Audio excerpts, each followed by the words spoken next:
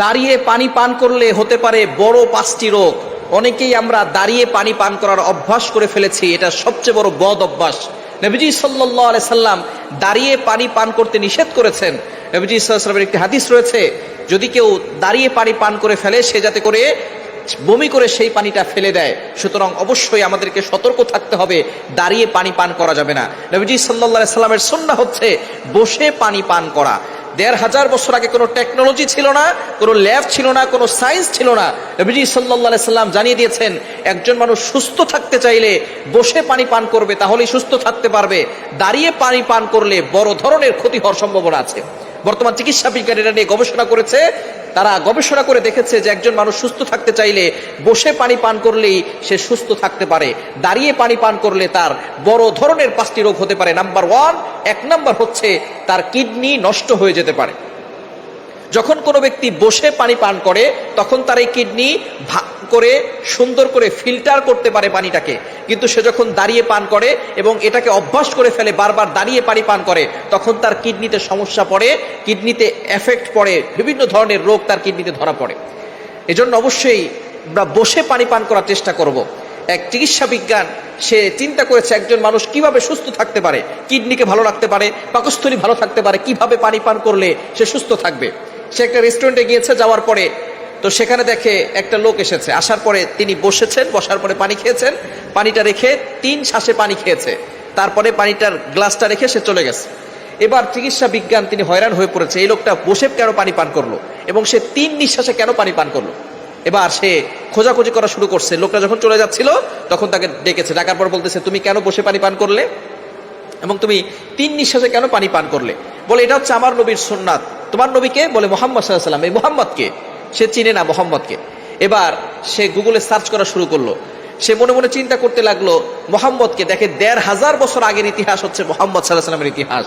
এবার ইতিহাস পড়লেন, পড়ার পরে দেখলেন যে তখন তো কোনো সায়েন্স ছিল না, ল্যাব ছিল না, টেকনোলজি ছিল না, তুমি কিভাবে বসে বসে পানি পান করলে তোমার নবী সাল্লাল্লাহু আলাইহি ওয়াসাল্লামের সুন্নাতকে ভালোবেসে, নবীকে ভালোবেসে।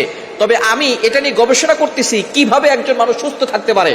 তো আজকে দেখলাম তুমি যেভাবে বসে পানি পান করেছো এবং 3 নিঃশ্বাসে পানি পান করেছো, একজন মানুষ যদি এভাবে পানি পান করে তাহলেই সে সুস্থ থাকতে পারে এবং তার সুস্থ থাকা সম্ভব এবং তাকে অন্য কোনো ধরনের ঔষধ সেবন করার কোনো প্রয়োজন নাই।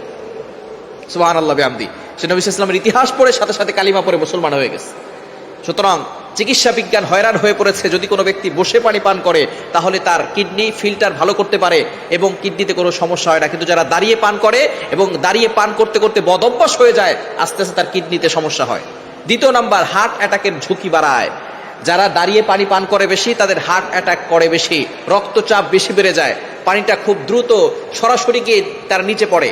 যখন সে বসে পানি পান করে আস্তে আস্তে নিচে যায়, কিন্তু যখন সে দাঁড়িয়ে পানি পান করে তখন সেটা খুব দ্রুত গতির সঙ্গে সেটা আস্তে আস্তে নিচে চলে যায়, যার কারণে বড় ধরনের সমস্যা হতে পারে, রক্তচাপ বেড়ে যায় এবং হার্ট অ্যাটাকের ঝুঁকি বাড়ায়।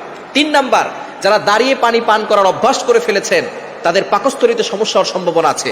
পাকস্থলীতে বিভিন্ন ধরনের রোগ বাসা বাঁধতে পারে, কারণ এটা সরাসরি গিয়ে পাকস্থলীতে গিয়ে অ্যাটাক করে এবং যার কারণে সেখানে ছিদ্র হয়ে যাওয়ার সম্ভাবনা আছে। উপর থেকে যদি কোনো পানির ফোঁটা পড়ে আর নিচে যদি পাথর থাকে, দেখবেন পানির ফোঁটা পড়তে পড়তে পড়তে পড়তে পাথরও ক্ষয় হয়ে যায়। আর আপনার ভিতরে যে পার্টসগুলো আছে এগুলো যখন আপনি দাঁড়িয়ে পানি পান করবেন সরাসরি কোনো জায়গায় গিয়ে পড়বে, তখন সেই জায়গাটা আস্তে আস্তে ছিদ্র হয়ে যাওয়ার সম্ভাবনা আছে এবং বড় ধরনের রোগ হওয়ার সম্ভাবনা আছে।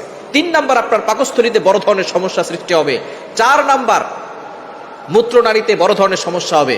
যখন আপনি পানি পান করবেন, এটা পাকস্থলী বলেন এবং অন্যান্য যেই আছে নালীগুলো আছে এগুলো ভালো করে কাজ করতে পারবে না, সরাসরি একেবারে মূত্রনালীতে চলে যাবে। যখন এটা নিচে চলে যাবে পানিটা, তখন এটা আস্তে আস্তে আপনার মূত্র যে নালীটা আছে সেখানে আপনার বড় ধরনের রোগ সৃষ্টি হতে পারে, সেখানে বড় ধরনের জীবাণু থাকতে পারে, যার কারণে আপনার আস্তে আস্তে বড় ধরনের সমস্যা হবে, যার কারণে মূত্রনালীতে রোগ হওয়ার সম্ভাবনা আছে। এজন্য দাঁড়িয়ে পানি পান করবেন না। এবং 5 নাম্বার, বদ হজমের সমস্যা হয় এবং আরো অনেক ধরনের ফুসফুসে সমস্যা হয়। এজন্য দাঁড়িয়ে পানি পান না করে বসে পানি পান করেন, সুন্নত আদায় হবে, সুস্থ থাকতে পারবেন। যদি সুস্থ থাকতে চান দাঁড়িয়ে পানি পান করবেন না। নবীজি সাল্লাল্লাহু আলাইহি সাল্লামের সুন্নাহকে আপনি বাস্তবায়ন করবেন। যেইখানে নবীজি সাল্লাল্লাহু আলাইহি ওয়াসাল্লামের যেই সুন্নাত রয়েছে সেইখানে সেই সুন্নত পালন করলেই একজন মানুষ সুস্থ থাকা সম্ভব। নবীজি সাল্লাল্লাহু আলাইহি ওয়াসাল্লাম যেভাবে সুন্নতের কথা বলেছেন এভাবে যদি আপনি সুন্নত আদায় করেন খাবারের সময় বিসমিল্লাহ সহকারে খাবার খাবেন, যেভাবে বসে রসুল ইসলাম খাবার খেয়েছেন এইভাবে বসে খাবার খান, যেভাবে পানি খেতে বলেছেন সেভাবে পানি পান করেন, যেভাবে টয়লেট করতে বলেছেন সেভাবে টয়লেট করেন, তাহলে একজন মানুষ সুস্থ থাকতে পারে। এজন্য অবশ্যই আমরা এইভাবেই সামনে অগ্রসর হব, নবী ইসলামের সুন্নাহকে বাস্তবায়ন করার চেষ্টা করব। দাঁড়িয়ে পানি পান করব না।